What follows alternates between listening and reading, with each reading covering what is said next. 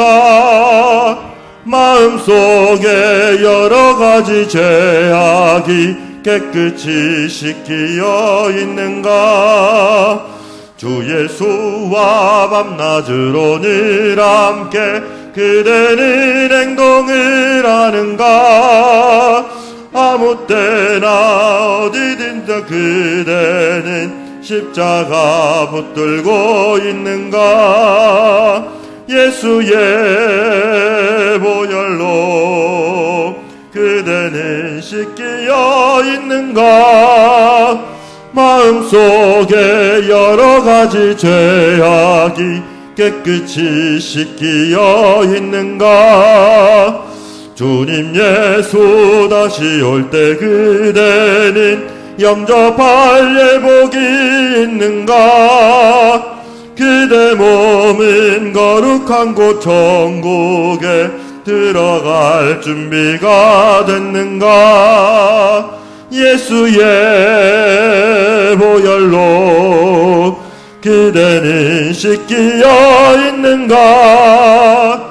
마음속에 여러가지 죄악이 깨끗이 씻기어 있는가? 다같이 일어나서 4절 찬양하도록 하겠습니다.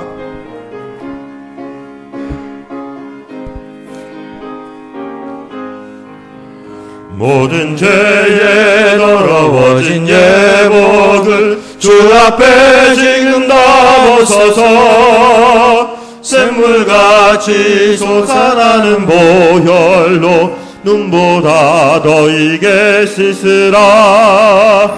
예수의 보혈로 그대는 씻기어 있는가? 마음속에 여러가지 죄악이 깨끗이 씻기어 있는가?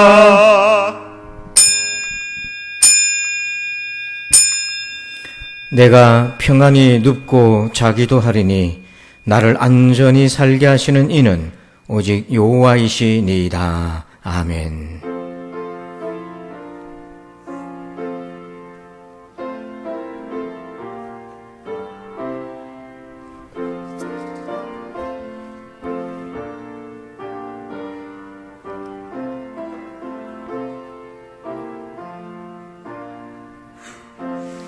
우리의 안전을 책임지시는 하나님을 찬양합니다. 지나온 날들 동안 이 은혜 안에 있었음을 깨닫게 하여 주옵소서. 앞으로의 날들 역시 주의 평안이 함께 하심을 믿나이다. 오늘 우리에게 임하셔서 우리의 예배를 받아 주시옵소서. 우리는 성령과 예수 안에서 그 구원의 은혜에 젖어서 예배하게 하여 주시옵소서. 감사하며 예수님의 이름으로 기도합니다. 아멘. 다 함께 찬송가 47장을 찬양 드리겠습니다.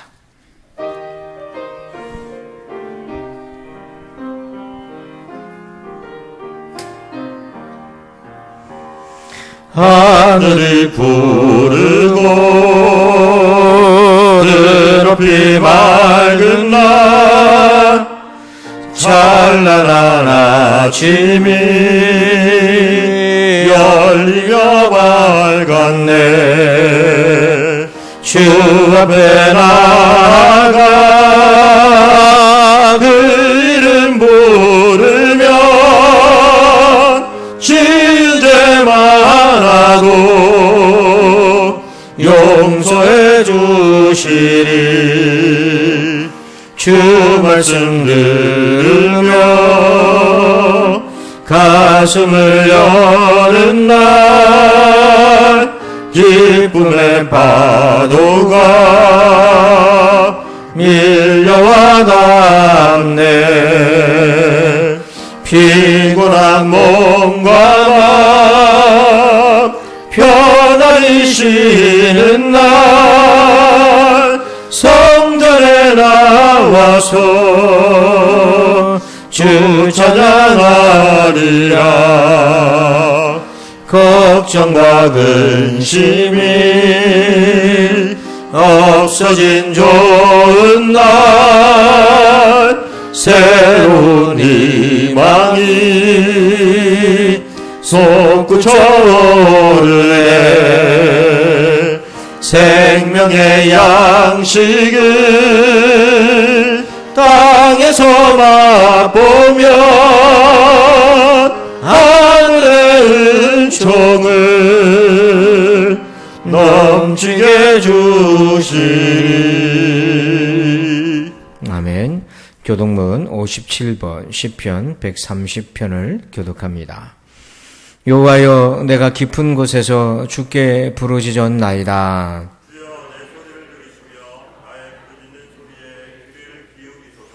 여호와여, 주께서 죄악을 지켜보실진대.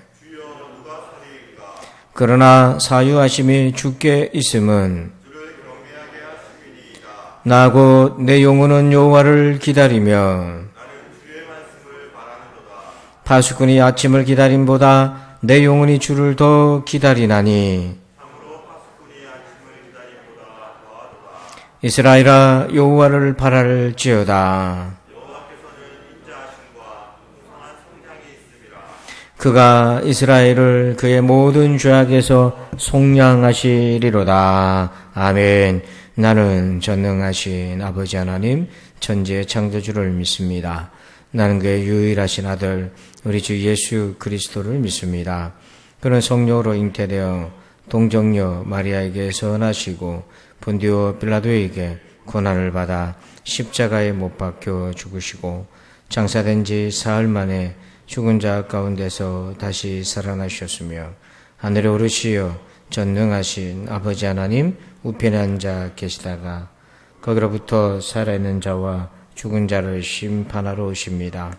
나는 성령을 믿으며 거룩한 공교회와 성도의 교제와 죄를 용서받는 것과 몸의 부활과 영생을 믿습니다. 아멘. 다 함께 자리에 앉으셔서 우리 함께 찬양합니다. 다니엘의 기도, 그리고 기도하는 이 시간 같이 찬양하겠습니다.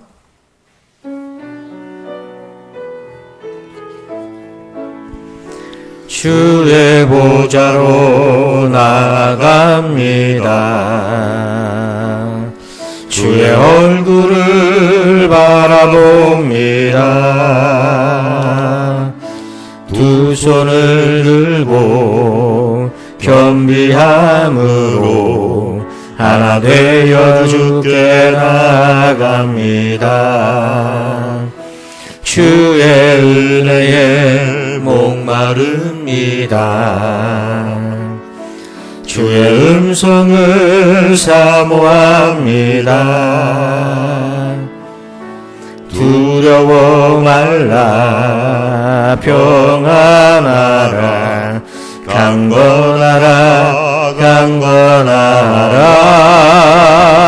하늘의 문 열어주소서 주의 긍휼 베푸시옵소서 우리의 눈을 열어 주의 보좌와 그 영광을 보게 하소서 주 얼굴 비춰주소서 위로의 손으로 만져주소서 우리로 주님을 간증하는 주인공 되어 주를 자랑케 하소서 하늘의 문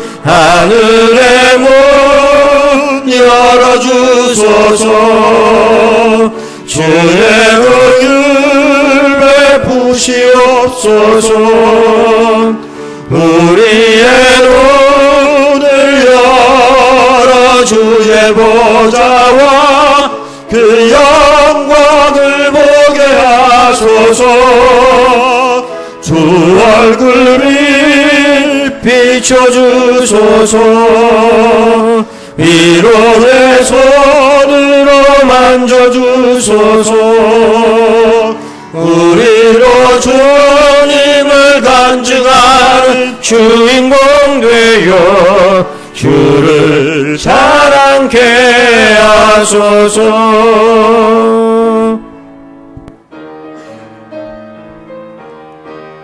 우리 박수하면서 찬송합니다. 기도하는 이 시간 주께 무릎 꿇고 우리 구세주 앞에 다가가네. 믿음으로 나가면 주가 보살피사 크신 은혜를 주네. 거기 기쁨 있네. 기도 시간에 복을 주시네. 고난 내 마음속에 기쁨 충만하네. 기도하는 이 시간 주가 곁에 오사 인자하신 얼굴로 귀 기울이네.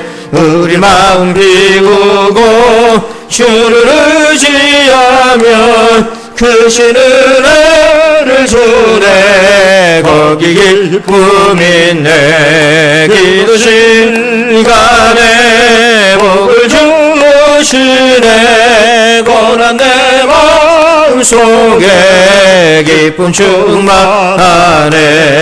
기도하는 이 시간 주께 엎드려서 은밀하게 구할 때 고는 답받네. 잘못된 것 아뢰면 최근히 여기사 크신 은혜를 주네. 거기 기쁨 있네.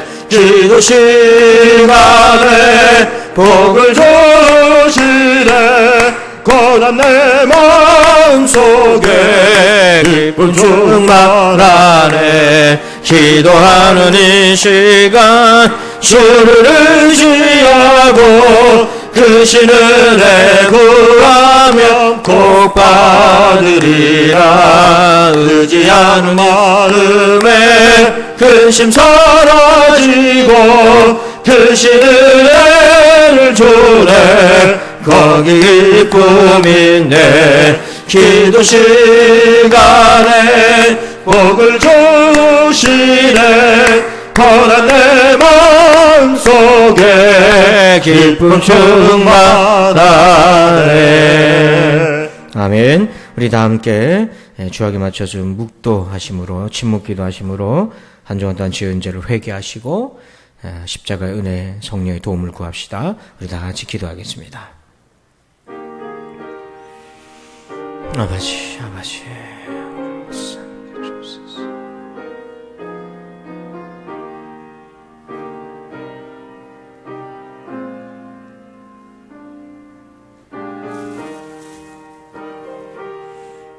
주님,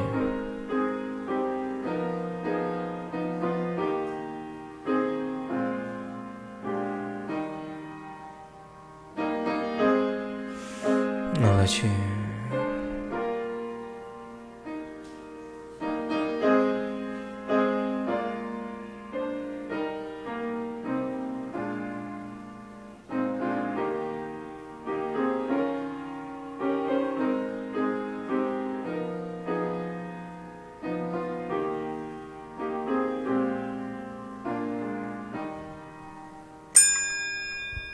소망의 하나님, 우리에게 함께 하시는 은총을 주신 하나님께 감사드립니다.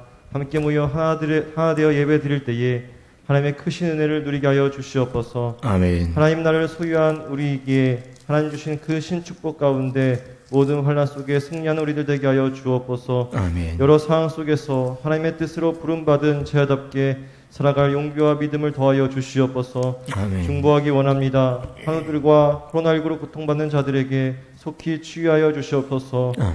코로나19 환난 속에서도 하나님이 주신 환경이 파괴되고 우리의 신앙 동안 얄팍한 이기주의 속에서 살지 않았는지 돌이켜보며 회개하기 원합니다. 아버지. 너희가 환난을 당하나 강호 담대하라. 내가 세상을 이겨노라 하신 말씀처럼 오늘도 용기를 잃지 않게 하시고 고통하는 이 세상 속에서 빛과 소금이 되는 모든 성도들 되게 하여 주옵소서. 아멘. 어떤 환난 속에서도 부산진 공동체가 믿음이 성장하고 마음이 넉넉하여 열매 맺어 기쁨으로 충만하고 모범이 되는 교회 되게 하소서. 아멘. 오늘 주의 말씀 듣습니다. 깊은 곳에서 기도하기라는 말씀을 통하여 하나님 말씀을 숙고하게 하시고 귀기 이룰 수 있는 우리 모두가 되기 원합니다. 예배하는 자는 영과 진리로 예배드리라 하신 주님, 하나님의 영으로 우리의 중심을 드리고 하나님 나라의 말씀과 진리로 우리를 인도하여 주옵소서. 아멘. 예수 그리스도 이름으로 기도드립니다. 아멘.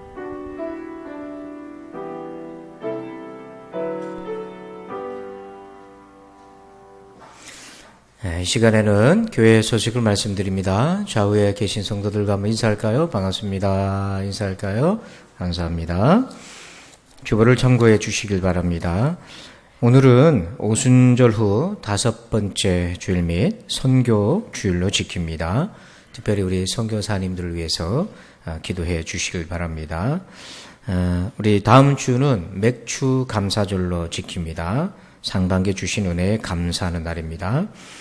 그리고 예배 방역 예절 5가지 꼭 지켜주시고 들어오실 때 명부 또는 안심콜로 전화를 하셔서 여러분 방문자 확인을 해주시면 되겠습니다.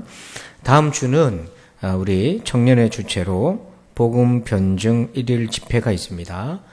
그래서 11시 예배 마치고 1시 반부터 3시까지 이제 강의가 2번 이어지겠는데요. 강사는 김기호 교수, 우리 한동대학교 우리 교목실에서 섬기고 있는 우리 김기호 목사님 모시는데요.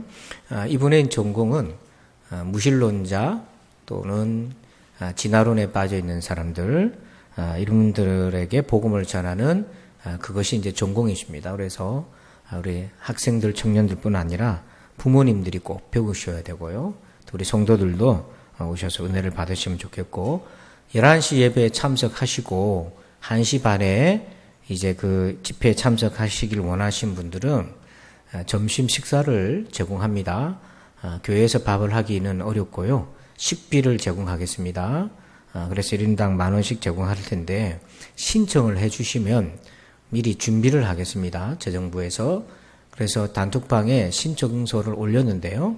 되도록이면 오늘 중으로 신청을 못 하신 분들은 하시고, 그리고 그 카톡 단톡방에서 신청하기가 불편하신 분들은 구두로 사무실에다가 부목사님이나 저에게 얘기를 하시면 됩니다.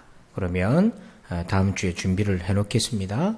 그래서 여러분들께서 기간이나 목장별로 꼭 그렇게 협조해 주시길 바랍니다. 우리 목장 공동체 예배는 금요 연합 예배로 금요일 오전 11시에 진행되고 있습니다. 그리고 우리 교육관에는 빔 프로젝트를 이번에 교체하였습니다.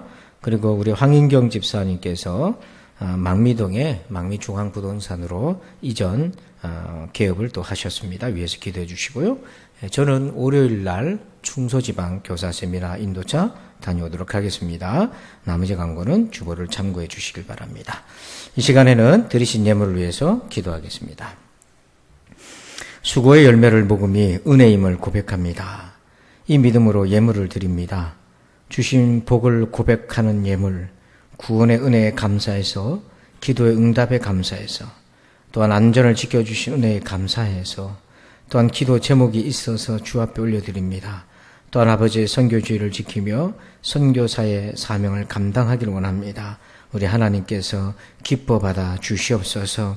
복의 주인이신 하나님을 찬양합니다. 사랑하는 우리 부산진 성도들에게 또한 이 시간 함께 예배하는 모든 예배자들 위해 복을 내려 주시옵소서.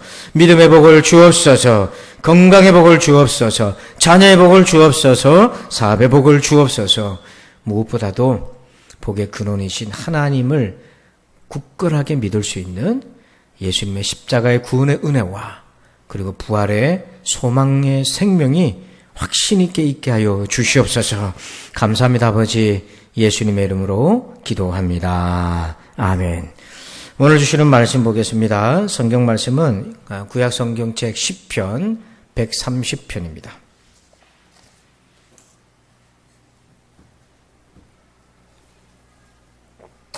시편 130편 말씀을 1절부터 8절까지 말씀입니다. 함께 교독하겠습니다.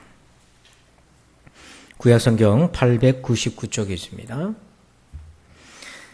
여호와여, 내가 깊은 곳에서 주께 부르짖었나이다.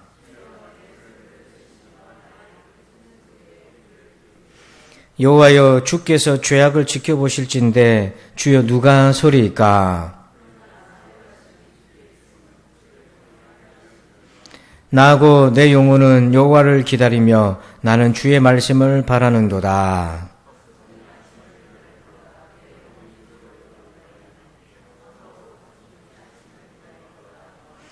이스라엘아 여호와를 바랄지어다. 여호와께서는 인자하심과 풍성한 속량이 있음이라.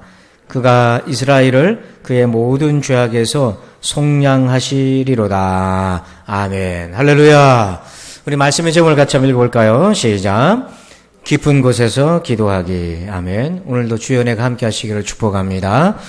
여러분 1967년에 충남 청량군에서 이 갱이 무너지는 사고가 있었습니다. 그때 생존자가 바로 여러분 화면에 보듯이 양창선 씨라는 분이 무려 16일 만에 구조가 되었어요. 그리고 갱이 무너졌을 때 그 빠져있는 곳이 뭐냐면 50층 건물의 높이가 되는 약 지하 125m에 그렇게 혼자 있었는데요. 16일 만에 기적적으로 구출이 됐습니다. 그래서 나중에 이제 구조를 하고 이분이 어떻게 살아남을 수 있게 되었을까 하고 이제 내용을 조사를 해보니까 선이 두 선이 있었는데 그 두 선 때문에 사실은 살아남을 수 있었다는 거예요. 그 두 선이 뭔가 했더니 첫째는 전기선이었어요. 전기선이 살아있어서 불을 켜고 그래도 어두움 속에서 구할 수 있었고, 두 번째는 뭐냐면 전화선이 살아있었답니다. 그래서 외부랑 통화를 할 수 있게 되었다는 거죠.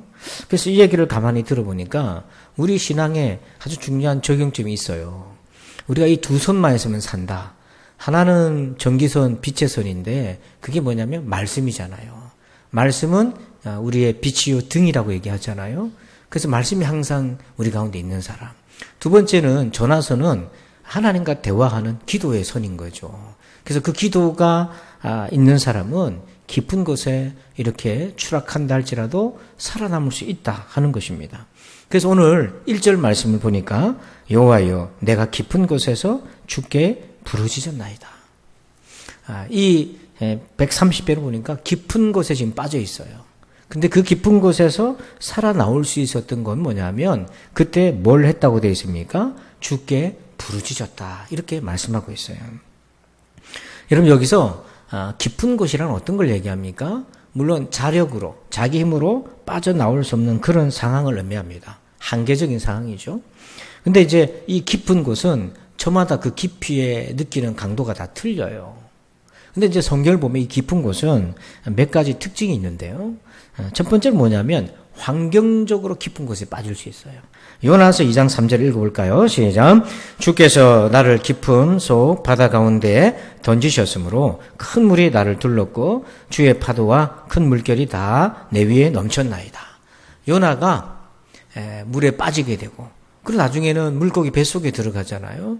그러니까 환경적으로 내가 꼼짝달싹 할 수 없는, 운신할 수 없는 그런 이런 깊은 상황이 있습니다.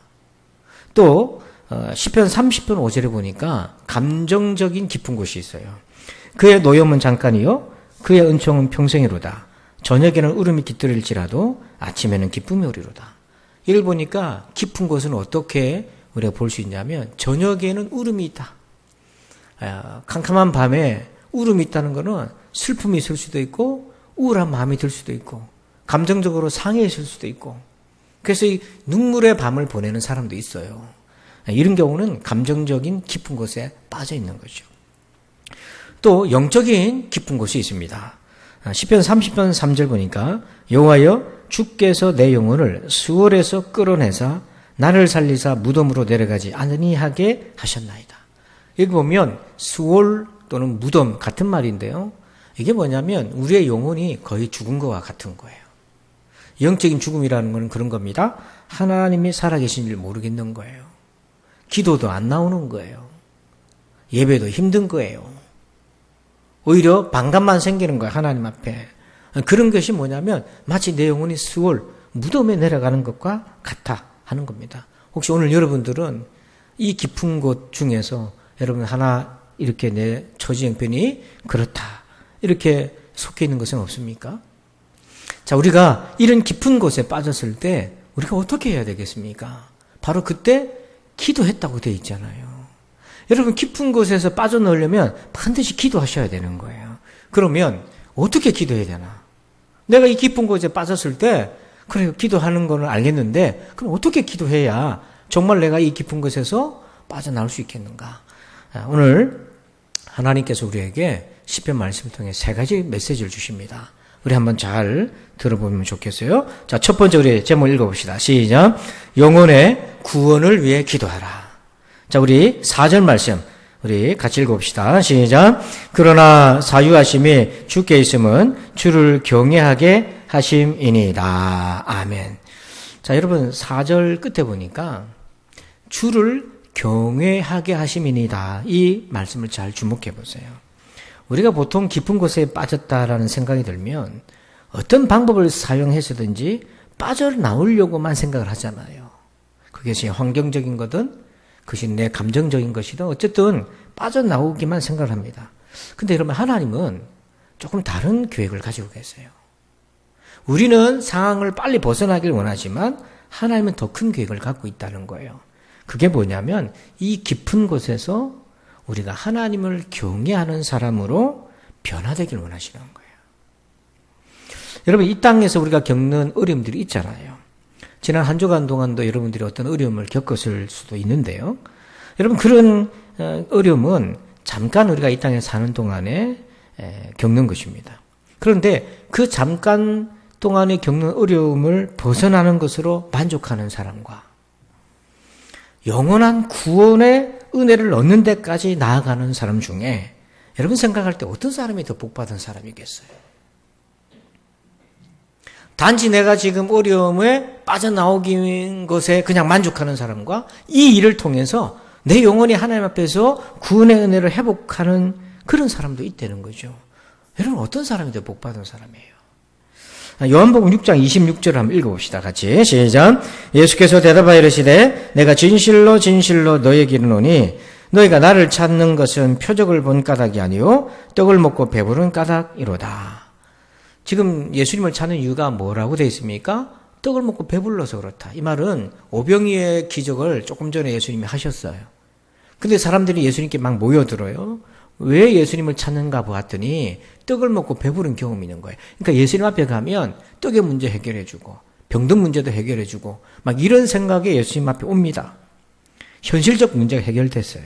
근데 딱 거기까지라는 거예요. 그러니까 떡이 해결되고 아픈 병이 해결되면 딱 거기까지 멈추고 만다는 거죠.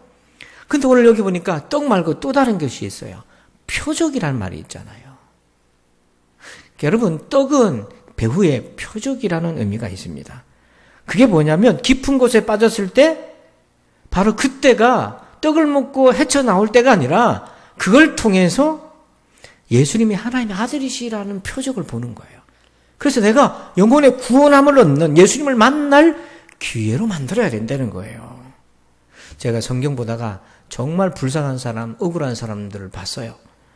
누가복음 17장 17절 같이 읽어볼까요? 시작. 예수께서 대답하여 이르시되 10사람이 다 깨끗함을 받지 아니하였느냐? 그 9은 어디 있느냐? 10명의 나병 환자들이, 여러분 나병에 걸리면 마을에 와서 살 수가 없잖아요. 부정한 사람이고요. 그래서 배회하는데 예수님을 만난 거예요, 이 사람들이. 그래서 예수님이 그들에게 그렇게 소리쳤어요. 너희들의 몸을 지금 빨리 제사장에게 가서 보여라. 원래 제사장에게서 가서 보이려면 깨끗해진 상태로 보여야 되는데 아직 병이 그대로 있었단 말이에요. 그런데 놀랍게도 10명의 나병 환자들이 예수님 말에 순종해서 그냥 갑니다. 낫지도 않았는데. 근데 가는 길에 이들이 다 나았어요. 예. 여러분, 이런 은혜 갖기를 축복합니다. 여러분, 예배 가운데 고침받는 은혜 갖기를 축원합니다. 다 나은 거예요. 근데 거기까지 참 좋았는데 가다가 가만히 생각하니까 그중에 사마리아 사람 한 사람이 가만히 생각하니까 이 지금 고침받은 게 중요한 게 아니고 이렇게 명령해서 순종했더니 고침받았는데 저 예수님 너무 감사한 거예요. 저분이 누구신지 더 알고 싶은 거예요. 그래서 그 사마리아 사람 한 사람이 되돌아왔어요. 유턴해서 예수님께로 와서 발 앞에 엎드립니다. 발 앞에 엎드렸다는 것은 예수님을 예배하는 거죠. 그때 예수님이 하신 말씀이 바로 이 17절 말씀이에요. 10사람이 다 고침받은 거 아니니? 근데 9은 어디 갔느냐? 이 9은 어떤 사람입니까? 자기가 병이 나은 것, 그것으로만 딱 만족한 거예요. 거기까지 머무른 거예요. 그리고 그냥 가버린 거예요. 그런데 돌아왔더니 한 사람은 예수님이 그에게 뭐라고 말씀하셨냐면 오늘 구원이 너에게 이르렀다 이렇게 얘기하신 거예요. 단지 병이 나은 것뿐만 아니라 구원의 은혜를 그가 받게 된 거예요. 여러분, 우리가 병고침 받았다고 해서 또 안 아픕니까? 아프잖아요. 저도 예전에 청소년 시절에 병고침을 받았습니다. 그런데 그 후에 안 아픕니까? 아프기도 한 거예요. 우리 어차피 육신의 목숨은 하나님 앞에서 수명이 닿을 때가 오지 않습니까? 정말 중요한 건 바로 이 영혼 구원의 은혜라고 하는 거예요. 그래서 여러분, 깊은 곳에 빠졌을 때 단지 지금 이 상황에 빠져나오는 것이 중요한 것이 아니라 이 깊은 곳에서 내가 하나님을 경외하는 이 믿음이 다시 회복되게 해달라고, 이 믿음이 새로워지게 해달라고 그렇게 기도하시기를 주의 이름으로 축원합니다. 이것이 가장 먼저 해야 될 기도예요. 두 번째는요, 무슨 기도를 해야 될까요? 자, 2번 제목 읽어봅시다. 시작. 자신을 보여달라 기도하라. 자, 우리 3절 말씀을 읽습니다. 여호와여, 주께서 죄악을 지켜보실진데 주여 누가 서리이까? 여러분, 우리가 이 경험을 반드시 해야 됩니다. 누가 서리이까? 어떤 사람이 하나님 앞에 당당하게 설 수 있겠습니까? 여러분, 우리가 범죄하지 않았다 할지라도 우리가 어떻게 담담하게 하나님 앞에 설 수 있어요? 우리가 알고 지은 죄는 없다 할지라도 모르고 지은 죄도 있고, 이게 죄인 줄도 모르고 지은 죄도 있는 거잖아요. 그래서 우리가 하나님 앞에서 내가 어떤 사람인지를 알아야 합니다. 여러분, 깊은 곳에서 빠져나오려면 내가 왜 이 깊은 곳에 빠졌는지를 알아야 돼요. 근데 성경을 보면 깊은 곳에 빠지는 데는 두 가지 이유가 있어요. 첫 번째는 뭐냐면 죄 때문입니다. 요나서 2장 3절에 보니까 주께서 나를 깊음 속 바다 가운데에 뭐라고 되어 있습니까? 그 다음에 던지셨다 이렇게 되어 있잖아요.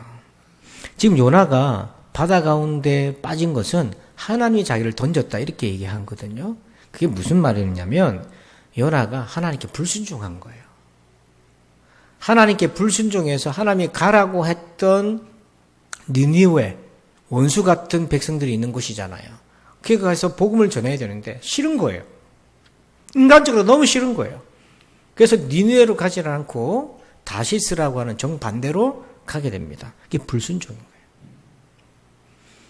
그러다 보니까 이 깊은 곳에 빠지게 됩니다. 환경적인 깊은 곳이기도 하지만 죄로 인해서 영적인 수월, 무덤에 빠지기도 해요. 그 대표적인 사람이 사울 왕이었는데 사무엘상 28장 5절과 6절을 여러분들만 한번 읽어주실까요? 시작.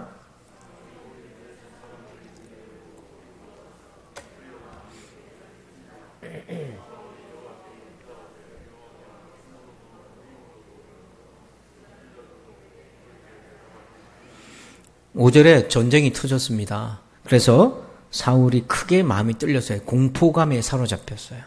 사울이 깊은 곳으로 지금 빠져가는 상황인데 그가 환경적인 깊은 곳보다 더 괴로운 것이 있었는데 6절에 보니까 하나님께 기도했는데 하나님이 대답을 안 하시는 거예요. 여러분, 이것이 영적인 어둠입니다. 영적인 깊은 곳이에요. 수월, 무덤에 빠진 겁니다. 여러분, 한번 생각해 보세요. 우리 예수 믿는 사람들이 기도했는데 하나님 아무 대답도 안 한다. 이것처럼 참담한 현실이 또 어디 있습니까? 왜 이런 문제가 생겼는가? 문제는요, 사울이 이 깊은 곳에 빠져나와야 되는데 자기의 모습을 못 보는 겁니다. 죄 때문에 이 깊은 곳에 빠졌는데 자기가 죄인이라는 걸 못 보고 있는 거예요. 요나 역시 환경이라고 하는 일시적인 그 깊은 곳에 빠져서 회개는 한다고 했지만 그 회개의 농도가 주님이 보실 때 기준에 못 미치는 거예요. 하나님이 원하셨던 회개는 뭐냐면 단지 불순종에 대한 회개가 아닙니다.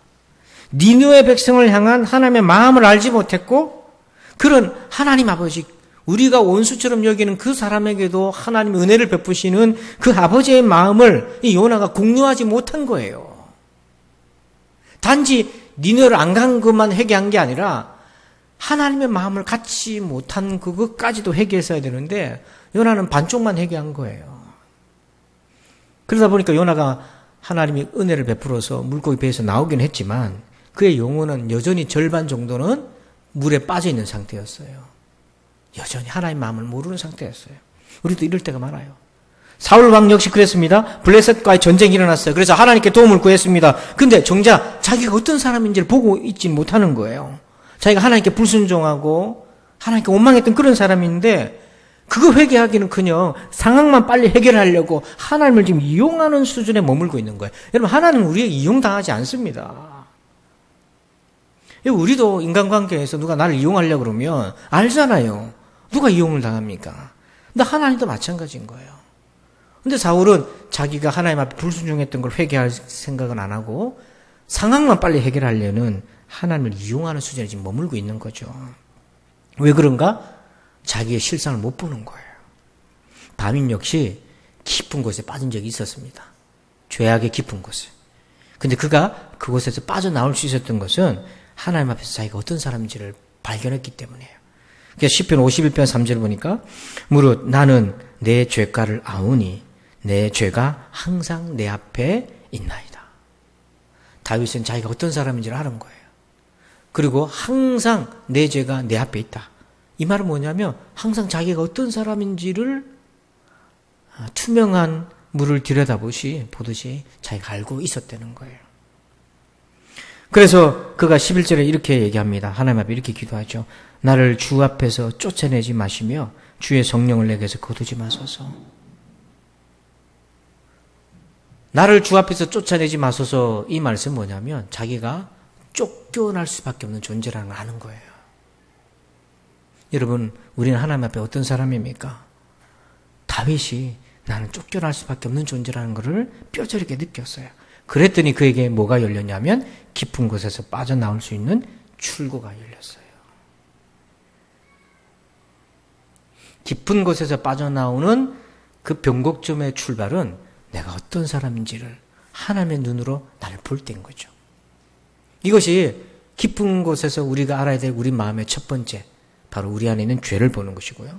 또 하나가 있습니다. 사람이 깊은 곳에 빠진 이유가, 이거는 죄와는 조금 거리가 있지만 우리에게 어떤 고난이 왔을 때 그 고난에 대한 믿음 없는 반응을 보일 때입니다. 잘 들으세요. 죄하고는 조금 거리가 있는데 고난이 왔을 때 우리가 반응을 보이잖아요. 근데 그때 그 반응에 믿음이 없고 인간적인 반응을 딱 보일 때인 거예요. 직접적인 죄는 아닌데 고난에 대한 반응이 믿음의 반응이 아니라는 거죠. 자, 여러분, 창세기 12장 10절 같이 읽어봅시다. 시작. 그 땅에 기근이 들었으므로 아브라함이 애굽에 거류하려고 그리로 내려갔으니 이는 그 땅에 기근이 심하였습니다. 자, 지금 가나안 땅에 기근이 왔어요. 그건 아브라함이 잘못해서 기근이 온 게 아닙니다. 자기만 기근 당하는 게 아니고 그 가나안 땅에 사는 사람들은 다 지금 기근을 맞이하고 있어요. 코로나19도 여러분 예수 잘 믿는 사람은 안 걸리고 뭐 잘못 믿는 사람 걸리고 그런 거 아니잖아요. 지금 다 같이 고통받는 거잖아요. 이거는 어쩔 수가 없어요. 지금 장사하시는 분들은 코로나 때문에 사업이 어렵고 힘들잖아요. 개중에서도 뭐 그래도 하는 사람도 있지만 그 사람들한테 가서 물어보면 힘들다고 그래요. 그 전에 비교하니까 그런 거예요. 이건 어쩔 수가 없어요. 외부적인 요인 때문에 어려움이 온 겁니다. 자, 그런데 그건 어쩔 수 없는데 그 외부적인 요인 때문에 내가 잘못 반응을 보여가지고 나 스스로를 더 깊은 곳으로 끌고 가는 사람이 있다는 거예요. 이게 이제 문제라는 겁니다. 그게 바로 믿음 없는 반응이에요. 그래서 10절 말씀 다시 보시면 기근이 왔습니다. 그래서 아브라함이 어떻게 반응을 보입니까? 어디로 내려갔다고 되어 있습니까? 애굽에 거류하려고 이렇게 내려갔다고 되어 있어요. 근데 지금 가나안 땅은 하나님이 여기가 약속의 땅이니까 여기가 믿음의 땅이니까 여기 머물러야 되는데 아브라함은 여기 있다가는 굶어 죽겠다 싶으니까 가장의 책임감도 있고 해서 애굽으로 거류하려고 내려갔다 이렇게 되어 있어요. 여러분, 근데 여기 거류라는 단어를 한번 주목해 보세요. 이 히브리어로 구르라는 그런 단어인데 이 뜻이 두 가지 아주 중요한 의미가 있어요. 하나는 이탈하다. 또 하나는 두려워하다 이런 말이 있어요. 그러니까 지금 아브라함에게 하나님이 정해 놓으신 길은 가나안 땅에 약속의 땅에 가서 거기서 믿음의 조상이 되는 건데 어림이 딱 오니까 그 어려움 피하려고 애굽으로 내려간 건데 그거를 애굽에 거류했다 이 말은 우리 생각에는 잠시 피난 갔다 이렇게 받아들일 수 있는데 단어의 뜻을 보면 이탈했다는 거예요. 하나님의 계획에서 벗어났다는 거예요. 이게 이제 믿음 없는 반응이 우리를 깊은 곳으로 더 수렁으로 끌고 가는 이 모멘텀이 여기서 생기는 거예요. 그 왜 이탈했나? 여기 거류라는 단어에는 어떤 의미가 또 있다고 되어 있습니까? 아까 두려워하다는 게 있잖아요. 아, 여기 있다가 내가 죽겠다. 두려움이 딱 들어오는 거예요. 두려움이 딱 생기니까 약속의 땅에 어쨌든 머물러야 되는데 이탈하고 도망가기 시작하는 거예요. 그래서 우리가 죄는 아닌데 내게 일어난 고난에 대한 나의 믿음 없는 반응 때문에 나 스스로를 그렇게 끌고 깊은 곳으로 더 깊은 곳으로 빠져가는 사람들이 많더라. 오늘 여러분들은 그런 경험이 없으신가요? 시편 30편 5절 보니까 그의 노염은 잠깐이요 그의 은총은 평생이로다. 저녁에는 울음이 깃들일지라도 아침에는 기쁨이 오리로다. 자, 이 5절 중간에 보면 이 사람이 저녁에는 뭐 하고 있었습니까? 울고 있었어요. 근데 아침에 어떤 일이 생길 거라고 되어 있습니까? 기쁨이 올 거라는 거죠. 그러면 저녁에 울음이 하루도 안 가는 거잖아요. 다시 말해서 다음날 아침이면 울고 불고 했던 그 문제가 다음날 아침에는 막 웃게 될 거라는 거잖아요. 그런데 왜 밤에 그렇게 울었나 하는 겁니다. 물론 이것은 이제 아침이 되어서 돌아보니까 그런 건데 밤새도록 울고 괴로워하던 그 일이 대부분은 시간이 지나면 기뻐할 일들이 많더라는 거잖아요, 그게. 그럼 왜 밤새 울었나? 근데 하룻밤만 울면 다행인데 맨날 우는 사람이 있다고요. 이게 왜 그런가? 이게 바로 믿음이 없는 반응 때문인 거예요. 여러분, 마틴 셀리그먼이라고 하는 이제 긍정의 심리학을 이렇게 먼저 소개한 분이 있는데요.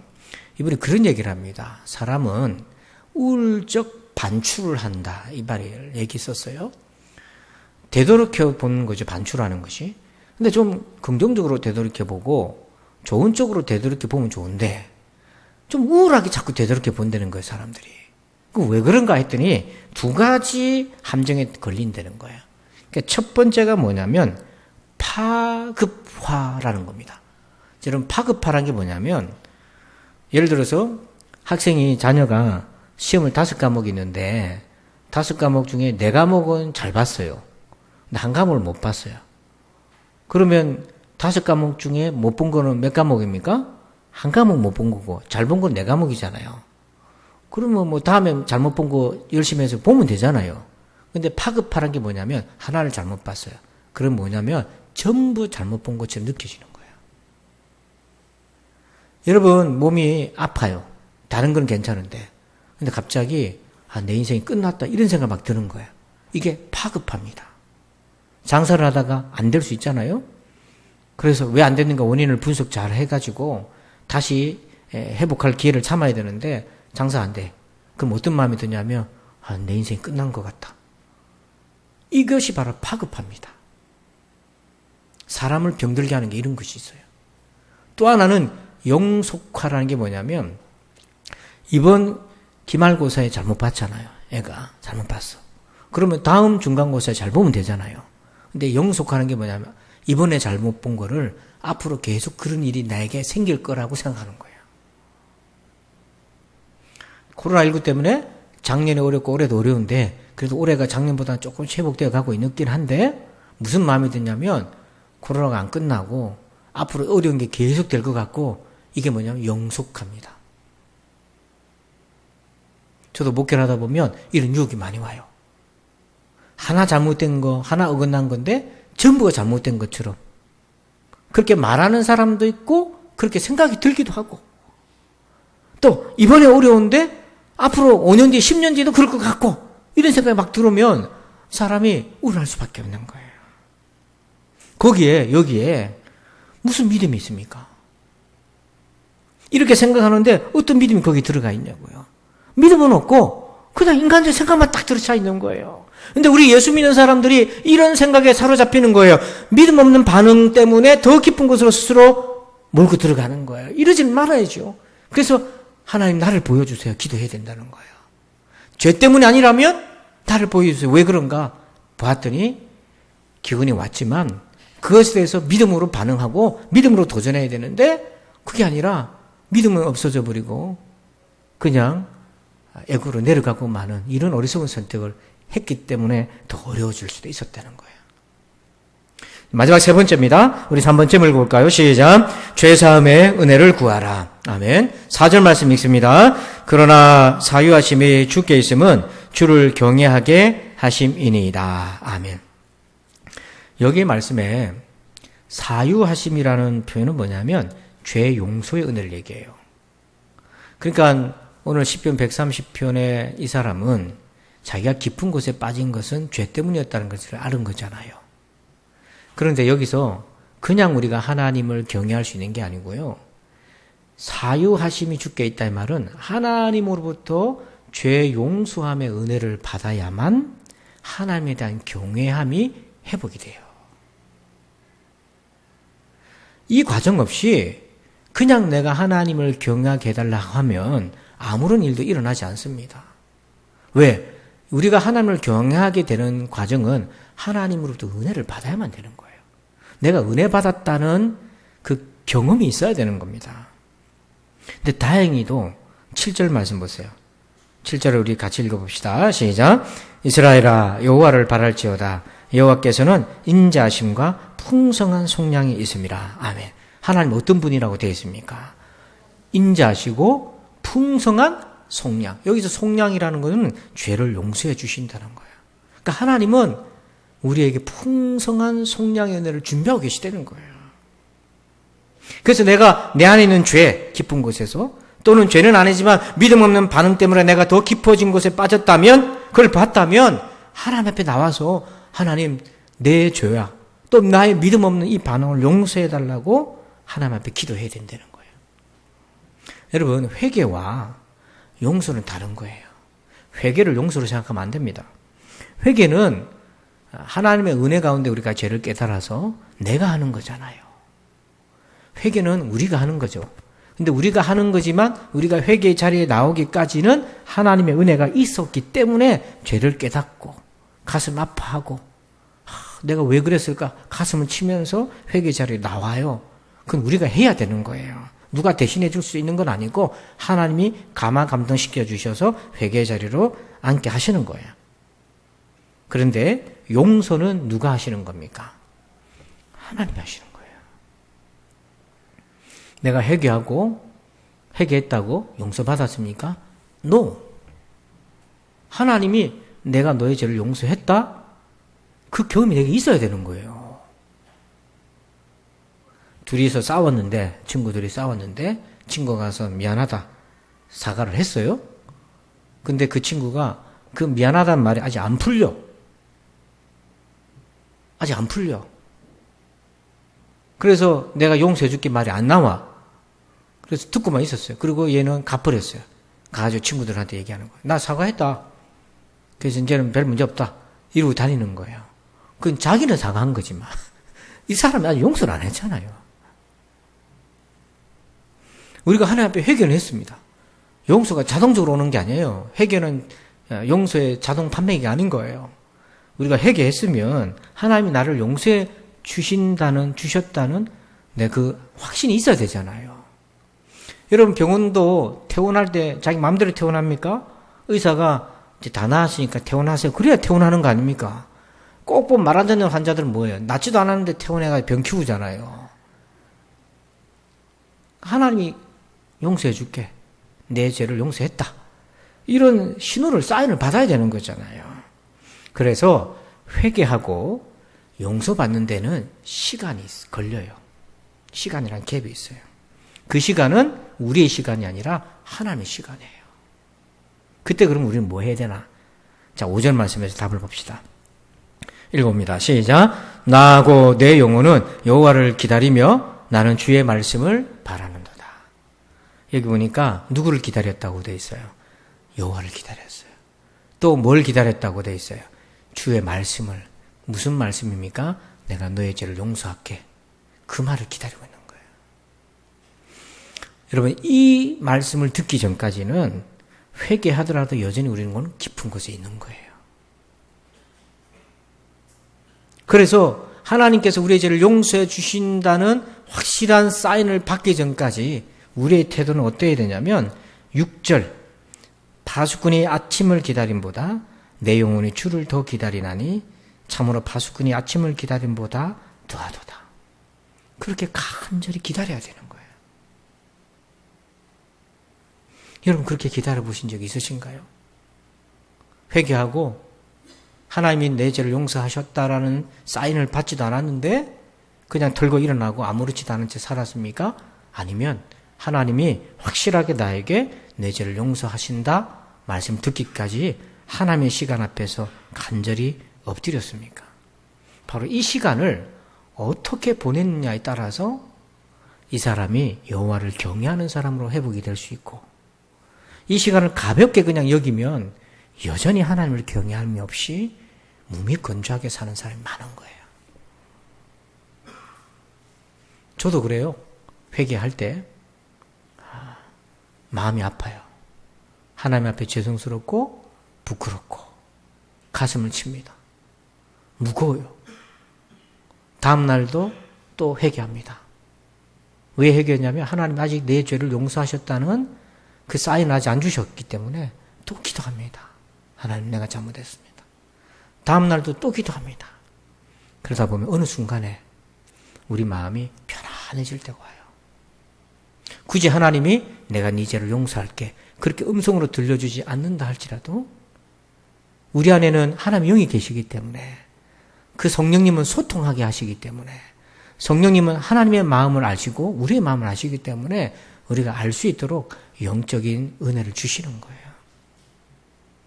그러면 다른 사람 몰라도 나는 아는 거죠. 그래서 우리가 병이 나을 때에 딴 사람 몰라도 내가 알잖아요. 이제 나았다는 걸 알잖아요. 지독한 몸살에 걸렸는데 약을 먹고 주사를 맞고 일주일을 보내서 어느 시점에 서서히 좋아지다가 회복되다가 어느 시점에는 깨끗해져 나았어요. 이제 본인이 알잖아요. 그 어떻게 말로 설명하기 좀 그렇지만 본인이 알잖아요. 그것처럼 하나님 내 죄를 용서하셨다는 걸 내가 알아요. 그래서 찬송 중에 그런 찬송 있잖아요. 다시 정케하기도 예수의 피밖에 없네.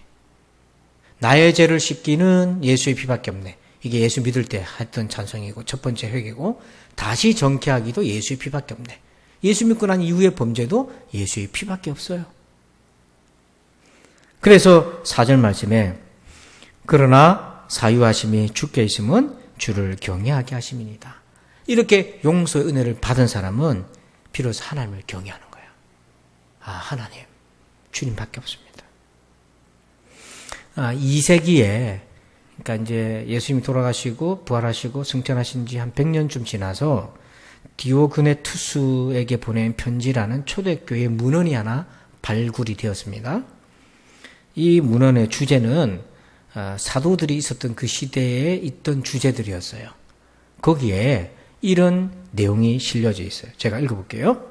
하나님은 자비로 우리의 죄짐을 담당하셨다. 그분은 우리를 위해 자기 아들, 부당한 자들을 대신하여 거룩하신 분, 죄 있는 자들을 대신하여 죄 없으신 분, 불의한 자들을 대신하여 의로우신 분, 부패한 자들을 대신하여 청렴하신 분, 죽을 수밖에 없는 자들을 대신하여 영원하신 분을 몸값으로 지불하셨다. 그분의 의로우심이 아니고서는 어떻게 우리 죄를 덮을 수 있겠는가? 하나님의 아들이 아니고서는 어떻게 우리처럼 불경한 무법자가 의로워질 수 있겠는가? 오, 가장 달콤한 교환이여. 오, 하나님의 불가해한 사역이여. 오, 모든 기대를 초월하는 축복이여. 이게 초대교회 성도들이 경험했던 십자가의 은혜인 거예요. 이 사유하심이 주께 있음은 주를 경외하게 하심이니이다. 이 십자가의 구원의 은혜를 받았기 때문에 예수밖에 없었던 거예요. 그 사람들한테. 예수님밖에 없었다는 거예요. 그 은혜를 받았기 때문에. 그래서 여러분 시편 130편 1절에 여호와여 내가 깊은 곳에서 주께 부르짖었나이다. 살다 보면 깊은 곳에 빠질 때가 있습니다. 그럴 때는 기도해야 되는데 여러분 어떻게 기도할까요? 세 가지를 꼭 기억하십시오. 첫째는 영혼의 구원을 위해 기도하십시오. 둘째는 자신을 보여달라 기도하십시오. 그리고 셋째는 죄사함의 은혜를 구하십시오. 그래야만 하나님을 경외할 수 있습니다. 이런 은혜가 있기를 주의 이름으로 축원합니다. 아버지 하나님 감사합니다. 깊은 곳에서 기도하는 우리 모두가 되게 하여 주시고 오늘 이 말씀 우리의 영혼에 새겨서 내 인생이 깊은 곳에 빠졌다 느껴질 때에 이 말씀 붙들고 차근차근 주 앞에서 은혜 구하고 기도하여서 이 깊은 곳에서 빠져나올 수 있도록 도와주옵소서. 감사하며 예수님의 이름으로 기도합니다. 아멘. 우리 다 함께 자리에 일어나십니다. 일어나셔서 성령 1장을 찬양 드리겠습니다.